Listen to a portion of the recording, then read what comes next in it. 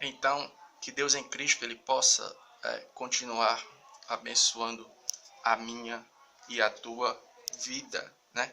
Nas reflexões passadas a gente tinha falado a respeito do nosso retorno ao assunto no que era concernente, a gente falar a respeito do efeito justificativo, vou usar essa expressão, do efeito perdoador da cruz do Calvário, daquilo que Jesus Cristo fez na cruz do Calvário, com relação aos personagens do Antigo Testamento, né? A gente tinha falado que no Novo Testamento, todos nós somos justificados pela fé em Cristo. Então, quando a gente diz isso, faz surgir uma pergunta, e que pergunta é essa? Né? Se no Novo Testamento, do início da igreja para cá, nós somos justificados pela fé em Cristo, o que acontecia com os personagens do Velho Testamento, que ainda não tinham sido alcançados pelo sacrifício da cruz do Calvário, por aquele ato redentivo, pelo ato expiatório de Jesus na cruz do Calvário, pelo sacrifício dele? O que acontecia com aqueles personagens? Como, por exemplo, o rei Davi, né, Moisés, né, Abraão. De que maneira eles eram justificados diante de Deus? Então a gente explicou que no Velho Testamento, lá em Hebreus, nos últimos versículos, é o versículo 38 do capítulo 11 da Epístola aos Hebreus, por ali, o versículo 38, 39, né, por ali assim, né, vai falar a respeito que os personagens do Antigo Testamento, eles morreram sem ter alcançado a promessa. E que promessa era essa? Era a promessa da vinda do Cristo. Então é mais ou menos assim, quando alguém no Velho Testamento depositava sua fé no Deus de Israel, automaticamente aquela pessoa era justificada por aquilo que Jesus Cristo ainda iria fazer no futuro. Olha, a gente fez aqui de forma improvisada esse diagramazinho, ó. Antes e depois de Cristo, né? Da cruz para cá, nós fomos justificados pelo que Jesus fez. E da cruz para cá, né? Da cruz para cá, né? Dos dias da igreja para cá, nós somos justificados por aquilo que Jesus fez. E da cruz para trás, Velho Testamento, por ali, do Gênesis até o livro do profeta Malaquias, até os dias de João Batista, né? Nós entendemos que as pessoas eram justificadas por aquilo que Jesus ainda iria fazer.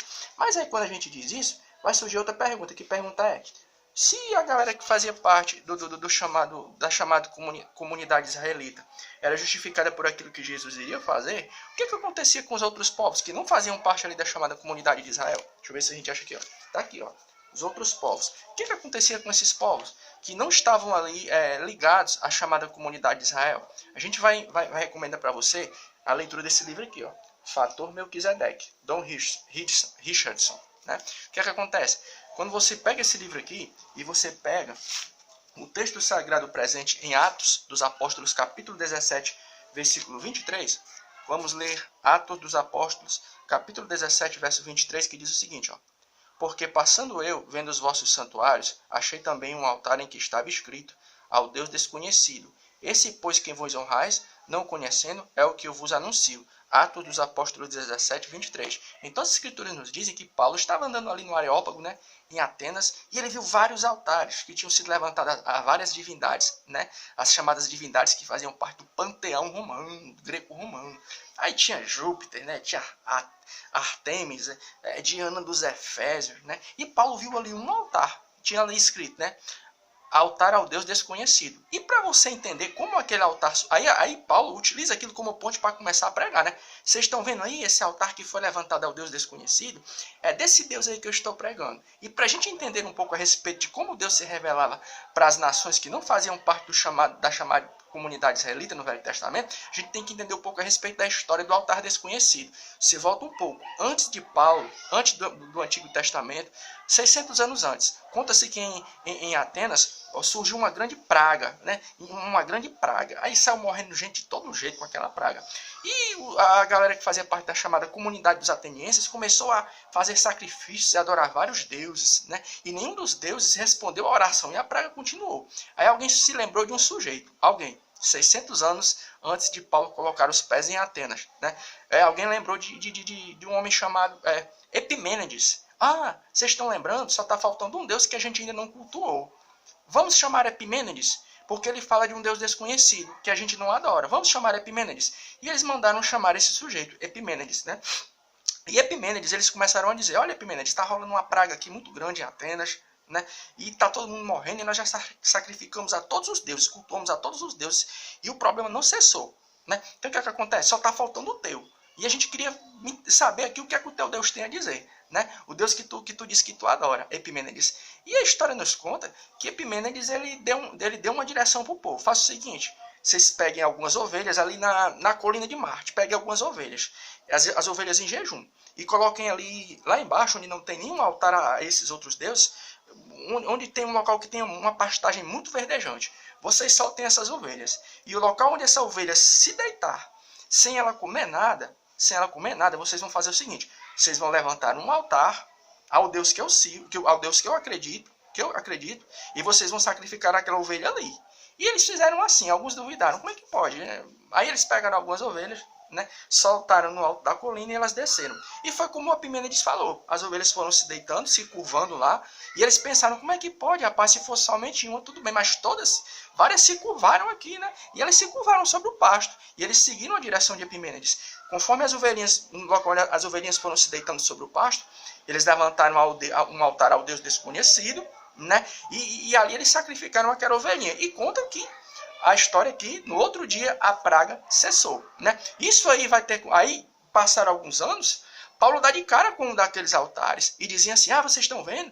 Esse altar aí que foi levantado ao Deus desconhecido, o que Epimênides falou, né? Paulo mais na frente, 600 anos depois, ele vai fazer menção, quando ele dá de cara com um dos altares que tinha sido levantado, né? Então essa história de Epimênides, que o próprio apóstolo Paulo ele vai confirmar lá em Atos dos Apóstolos 17, 23, vai servir para mostrar o quê? É que mesmo no meio das comunidades que eram gentias no Velho Testamento, que ainda não tinham contato com o Velho Testamento, com a chamada Lei de Moisés, Deus ele tinha criado uma situação para se revelar para esses povos, né? Isso serve para mostrar o quê? Que Deus ele não fica sem testemunho, Deus cria situações, né? Então, de que maneira as pessoas no Velho Testamento que não tiveram contato com a chamada comunidade israelita, elas eram justificadas?